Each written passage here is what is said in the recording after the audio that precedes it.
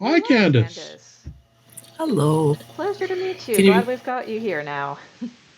Oh my Sorry, God. have been having huge connectivity issues. I had to go all the way back to restarting my modem, so Oh, goodness. we don't Yeah, want to really talk about that. fair It's enough. too boring. Well, speaking of fascinating, I So, love your background. That's my background. That's my life. You live That's not. you live in the Alberta Provincial Archives, obviously.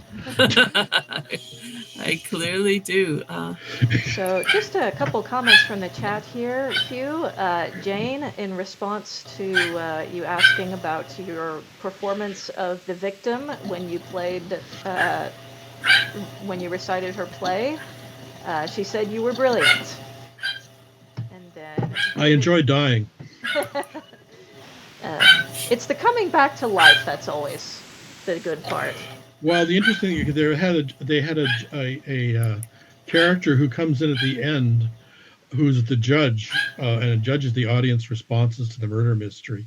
So I had to come back as him. Ah, So excellent. for the and during the Zoom call, when after I was dead, I just put a cloth over my head. That works. So, David F. Schultz says, "Hi, Hugh and Catherine. Congrats to both of you on the collection." Thank you, David. And 43 Sopranos says, "Found the chat. Then I had to sign up, then verify my email, all to say hello." So, thank you. Thank you, 43 Sopranos. Yes, we appreciate your effort to be involved. So, anyway, Candace, it's lovely to meet you. Would you like to say hi to the audience on the internet? Hello to the audience on the internet. I'm sorry to be late, but I had, the usual internet related problems and actually had to switch computers. So Dear. usually I don't have the cluttered background that Hugh remarked upon. As opposed to my spotless background. I know. I feel out It of is place is now. very funny because I did try one of those Zoom background things at one point, and the and all it replaced was my face. It couldn't make sense of anything else. This was the one single thing that had the least variation. So all of a sudden, that part of my face became, I don't know, the sky or something. So It wasn't a kitten, was it? I want to be a kid. That's been, everyone has really loved that this week. Well, I'm I live. I'm not see it really a everywhere. cat. but you're a cat Yeah, I'm person, not a cat. Catherine.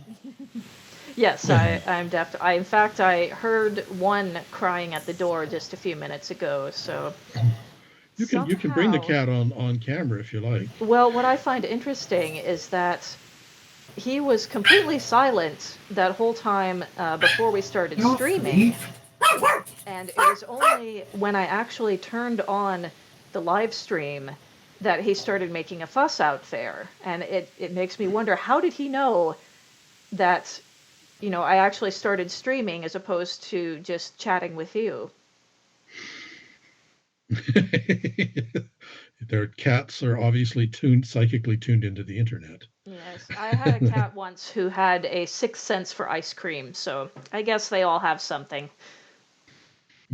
That's very true. So, what I So, should say, go ahead. You no, go you, first, you Kath. first. You're the host. I was just I'm going just. to ask how you're doing, Candace. Oh, Oh, what a beauty. hi, Tim. Oh, I think we have your mic muted, Candace.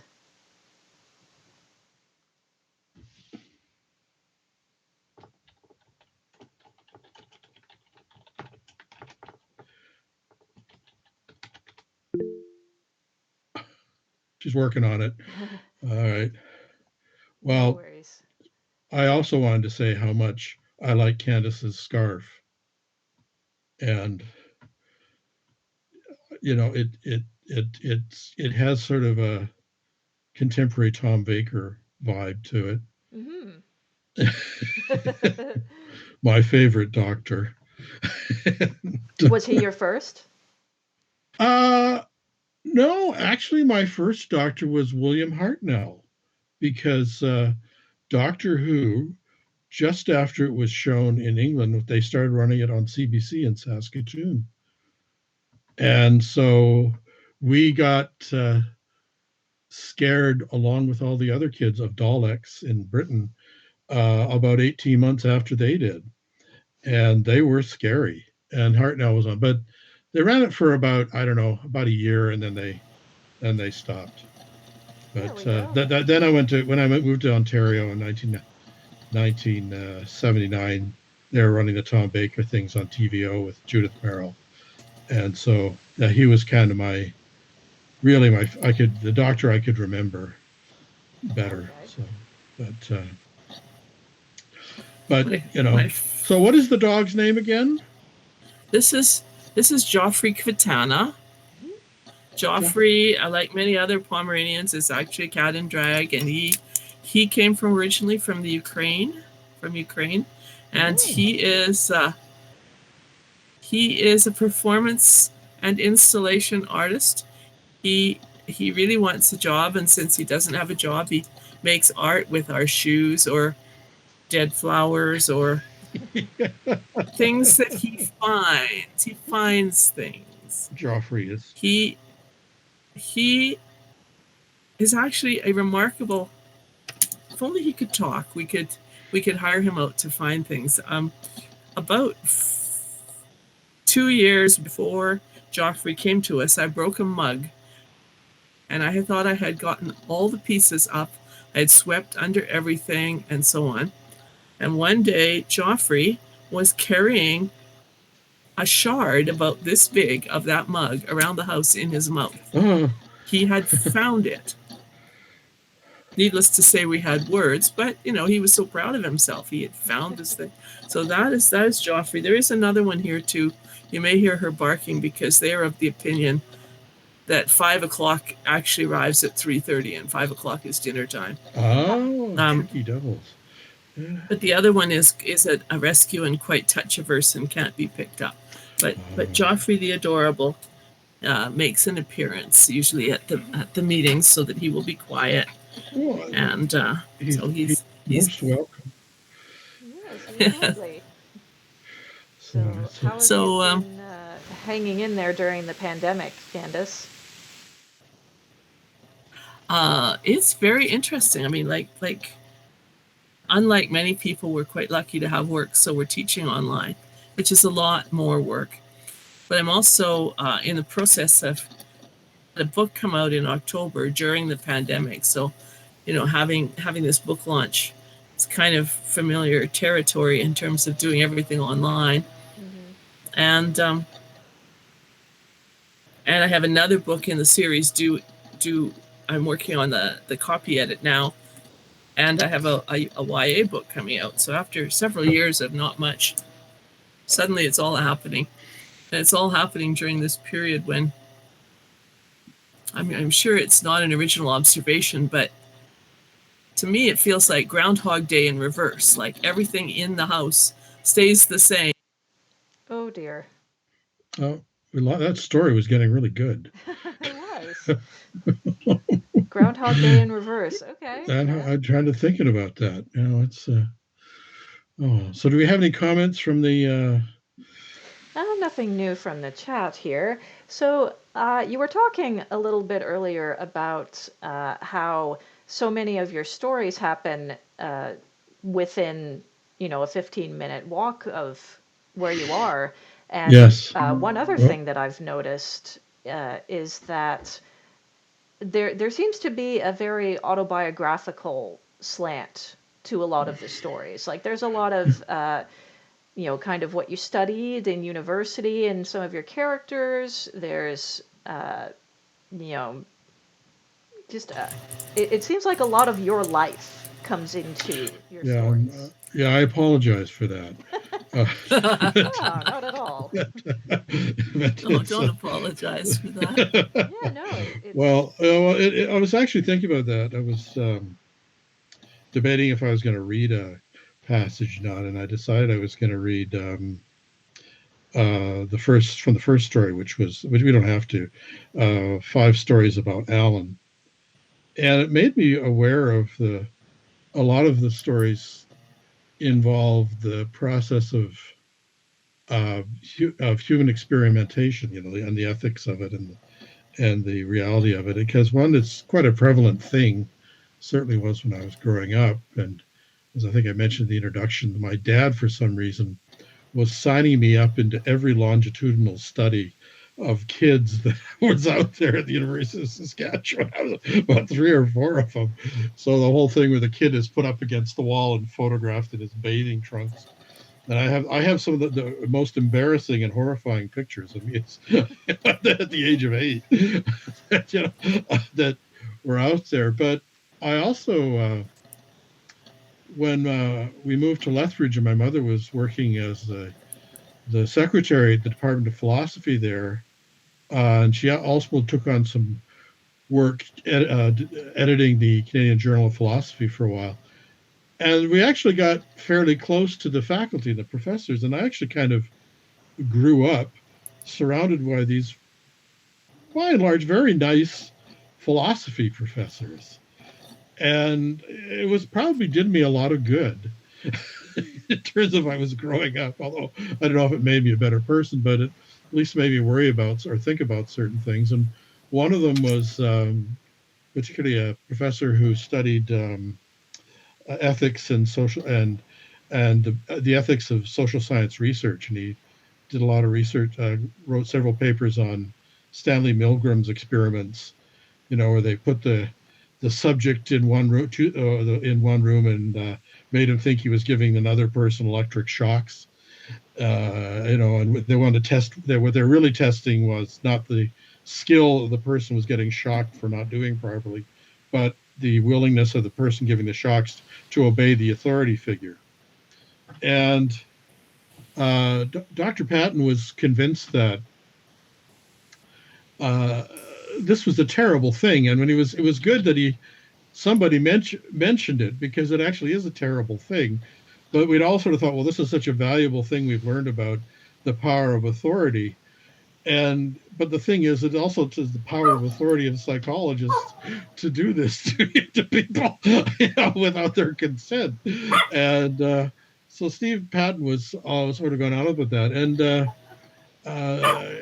so it was always good to have that kind of discussion. And of course, Mom would sometimes come home and she'd be talking about whatever sort of papers or discussion was going on. So it sort of affects you as a person, and so I got like a free degree. Just by coming home at night, and it helped a lot with. I mean, it's all stuff you sort of dip into your personal well to make the stories. Mm-hmm. Yes, in fact, that particular experiment appears in 5 stories about Alan. I have no imagination at all. I just You have plenty of imagination. Thank you. I have to also thank Candas for her fantastic introduction. Yes. The nicest thing anyone's ever said about me in print. Yes, your foreword was just delightful. Well, thank you. I have to say that in the work that I do, which involves a lot of teaching of introductory writing and having workshops, and I teach in communication studies, and I mark a lot of student papers, and because it's communication studies, I have to mark everything, right? So it's, intensive. And I see just a lot of bad writing. And it's bad writing that is often on its way somewhere, and trying to be good. But it's just so delightful to see somebody like Hugh, who is writing really well and writing really originally and with great vigor, and of course great weirdness, but they go together. Yeah, and that that frankly is a feature, not a bug in my eyes, and so it's it was really, reading through the stories, some of which I had read individually, cumulatively they're really quite remarkable. and I noticed the autobiographical sprinklings. But if you remember, Joanna Trollope said at one point, "Yes, I serve up my acquaintance in my fiction, but I mince them very fine. You don't recognize the pig in the sausage." Yeah, well, And so, in terms of the sausage, um, there's definitely like a lot more going on than the story of your life. Um, I'm I'd like you to talk just a little bit about doing your thesis on fandom, oh gosh, yeah. because I think that was fascinating and really for its time a real precursor of some scholarship and stuff that happened decades later. Yeah, it almost didn't happen, but it was happening because what happened was that again, as an undergrad at the University of Lethbridge, every once in a while I do a paper about science fiction or comics in one of my other things, like one of my English classes. I did a thing about science fiction as myth because we were studying the Campbell's monomyth, and the journey of the hero and all that, and I did an analysis partly of Star Trek as an incomplete myth because they never come back. In the original series, they go out and they never come back. They did later, but so we talked a bit about that, but I did several of them, and I think the best one I did was in my last year on the invasion of the body snatchers. Is anyone familiar with that? Where people get replaced by the pod people and all that, and it was at the time of a lot of discussions about cults and deprogramming and being programmed and all this, and particularly the second version of the film with Donald Sutherland, which I think had a fair bit of actual commentary on that. I did a paper on that, and based on that, I did an application for a social science and humanities research grant, and it was a very vague thing. It said, "I'd really like you to give me a bunch of money when I go to grad school to write a thesis about science fiction." And then I went to. They even flew me out to Vancouver with a bunch of other students. I got interviewed. Didn't go well. They sent me home, and I didn't get the scholarship. That was fine. I was disappointed, but I wasn't surprised. Uh, and then, just as I was getting ready to go out east to go to McMaster anyway, I got a call from the lab. Says, "Oh, we changed our mind. You can have the scholarship." And I sort of pushed it, and they said, "Well, because what did I do right?" They said, "Well, you didn't do anything right. You just somebody dropped out, and you got the slot, which is good. It keeps you humble." And but I actually figured about 6 or 7 people must have dropped out. I got this based on the interview. It was so bad. It was there was a certain skill. I thought my grandfather was the one that had it. My grandfather Spencer was incredibly bald, and when the sun would come out, and it was very interesting when he was mad, and he looked at you, the sun would glance off his head and completely blind you. And there was a history professor from the University of Manitoba who was one of the interviewers, and I swear he could do the same thing, but it was with fluorescent light, so he must have really been mad at me. Anyway, so I went there with this vague sort of thing. I got to do something about science fiction, and I figured I was going to get thrown out after the first semester because it was not going very well. But I got a very good thesis professor, advisor, who's still a good friend of mine, and Dr. John Colarusso, who's you should go and read all his books about the Nart sagas because they're pretty amazing. And if you go to my website, you can find the link to the Nart sagas. And they should become a new series of films. HBO or Amazon Prime should produce it. If you're out there, John, you tell them I said that. So but somehow it got focused into the work on Scientology as an example, because as you get researched into it, you discover that the beginning of the Church of Scientology started as Dianetics, which was actually first announced to the world in John W. Campbell's Astounding Science Fiction magazine. And Yes. and there was this whole sort of, it was kind of pushed as a do-it-yourself psychoanalysis in a sense, but it was practical. None of that fancy Viennese, you know, Oedipal or psychosexual stuff. It was stuff stuck in your head and all this. And there was actually some in terms of the psychological stuff. In their discussion of engrams, there is some merit to some of that stuff, I think, but I'm not. But anyway, it became a big fad in science fiction magazines and fandom. For about 5 or 6 years, Campbell was publishing nothing that didn't have some sort of parasite psychology or some connection that could have. And some guys like the Canadian writer A. Van Vogt became very big on it. And so it was very, it was very big for its time. I kind of got out of it because there was still this whole discussion. And I think this was sort of the inertia caused by events like Jonestown and those suicides, that there was a lot of interest and concern in organizations that they considered were called cults. And that's a very messy and not very useful categorization in some cases, although sometimes it seems quite appropriate. But when I finished the research, and I was pretty happy with the paper, and it was actually the Merrill collection was the main resource for me, because it's some marvelous stuff in the fanzine and the early science fiction magazine stacks that were very helpful. But actually, McMaster itself at Mills Memorial Library has some excellent material in their sort of heritage science fiction material. And we lost Candace, but I'll keep talking about it. Well, anyway, I did the essay. It looked like for a few years it was going to get published. It didn't. I'm kind of glad it didn't. I think it's one of the reasons I went into museum work, was that I really didn't want to get involved studying groups like the Church of Scientology for the rest of my working life, because it's exhausting.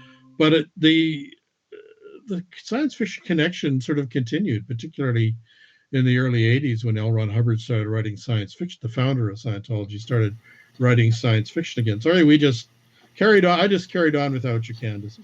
And, No, that's fine. So we're in the early 80s, and L. Ron Hubbard has just written Battlefield Earth. And the rainforest is now half the size from all those hugely thick books. But which the rumor was about that, and the Mission Earth books was that, which again, there was the Decology that came out, that was being published after new books were coming out after he was dead, which was okay. But it was rumored that these books became bestsellers because all the members of the Church of Scientology would go out and buy the books, not open them, ship them back to the publishers, and they'd send them back into the bookstores and then buy them again. Now, I don't know if that's true, but I like the story. It might be just a nice piece of urban folklore. But anyway, that period I went into museums. I did a bunch of other stuff, and it sort of went away for a while. But then, just a few years ago, it was, first of all, I went to the Ad Astra science fiction convention. And I've been kind of interested in writing for the stage anyway, as Candace knows. It's a weakness of mine. And I saw a Star Trek parrot comedy review on stage. And I thought, wow, that's really weird. But I enjoyed it quite a bit. It was sort of at the level of the high school plays we used to see, but it wasn't bad. I enjoyed it. And I kept thinking about it. And then I somehow got the idea of recasting my thesis, since I hadn't been able to get it published academically, as a series of plays. And they were done on stage, and I sent them around. I got some people in Los Angeles pretty interested in it, but it didn't happen. And there's a lot about writing for the stage I didn't understand, so it wasn't very practical. So I just left it alone. And then in the early 2000s, was at another at Ad Astra again. There was no Star Trek review. Nothing's that fun anymore there. I was sitting in the pub with Dave Nichol and a couple other Cecil Street people, and I was, because I'd run the play through the Cecil Street Writers Group, which Dave and some other people were members of, and it was an interesting process. But they all said, "Well, why are you showing us a play? You can't publish this in any magazines or books." I said, "That's right, but I think it's relevant." And anyway, we worked that out, and that was fine. And somehow it came around to the play, and Dave said, "Well, why don't you do it for radio?" Because I'd actually had Shoestring do a couple of my short story scripts as that, and I thought, "Well, that's crazy." And then I thought, "That's actually brilliant." And so I about 2 months later, I churned through that, adapted it, sent it off, and they did it as a series of sort of a mini series, about 8 episodes. And occasionally, you can get some of them on my website. The first 6, no, it's 10 episodes. The first 6, and I'm going to start doing the last 5 soon. And that was kind of fun. Occasionally, Shoestrings reruns them too. And then one of the stories in Progressive Apparatus is a sequel of sorts, or sort of not exactly a sequel. It's kind of a sidestep, because it takes its start from a scene in one of the plays, and sort of based on the premise that, well, what if all the things they have in sort of a science fiction church like Scientology, and it is basically a science fiction church. What if the main things about it were actually true? What if it actually worked? And it sort of got kind of scary at that point when I saw it. And the Scientologists are obviously cutting off poor Candas, so she'll never know the answers to these questions. Oh well. So. Well, and also, since you mentioned David Nichol, he was also involved in a reading of one of the stories in Progressive Apparatus. That's Sticky right. Wonder Tales. That's right. Which actually, the title comes from a story by a sort of a social realist. Well, it makes it sound more serious. Well, it was a very good story that another member of our workshop and my co-curator, Dr. Alan Rice, wrote. And there was, I said, "Well, this isn't a science fiction story," and said, "But if it was, it would have a title like Sticky Wonder Tales." And I decided I liked that phrase, so I was going to use it. And so, yeah, what happened is that the story is written as a series of letters between 2 brothers, discussing their various experiences in the near future. And the idea is that, again, I always thought that, we always, in these movies, we have the idea that sort of like at the beginning of V or something, the saucers appear over the skyline, looming next to our buildings, or we get the signal over the radio dish from, the Galactic Super-Culture. But what happens if we start realizing we just start getting ideas that are really strange, and ideas for inventions or science that never would, and we finally figure out, actually, we could never have come up with this, and it's just sort of seeping through some sort of telepathic interstellar version of the internet into our brains, which was kind of what Sticky Wonder Tales was about, and the implications of sort of making use of some of these things. But the basic structure was 2 guys writing letters to each other.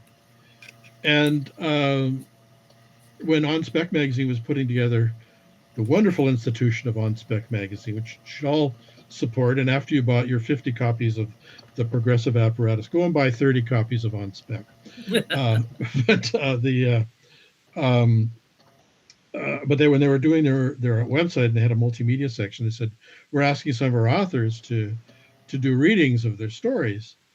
And I have to tell you, if you've ever heard me do a reading of one of my stories, I'm not a great reader. I'm a better villain in murder mystery plays. But so I thought, how can I make this more interesting? And it occurred to me that if I could get 2 people to do, another person to do the other brother's voice, we could just do the story that way. And I also discovered, I did a little bit of research, and I found this is this whole things in my local neighborhood theory. I found a local audio studio that makes most of their money cutting demo discs for various garage bands in town. And I called them up and I said, well, how much would you charge us for me and this my friend to come over to your studio and read this story?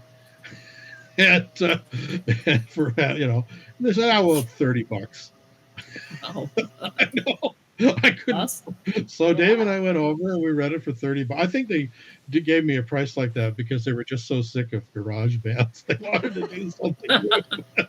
But they did a nice job of recording it. I don't know. It's I think it's out there in the Internet Archive somewhere. It might still be on OnSpec's site. I haven't been there for a while. Did you And put it on your website? Maybe I have. Yes, I have. Yes, I have. Yeah, It's on the website. See, I'm getting now. If you go to fantasticwriter.net, then Yes. you can hear that recording on. I need to take a listen to that. I keep meaning to. Dave is much better than I am, but that's all I can say. Yeah.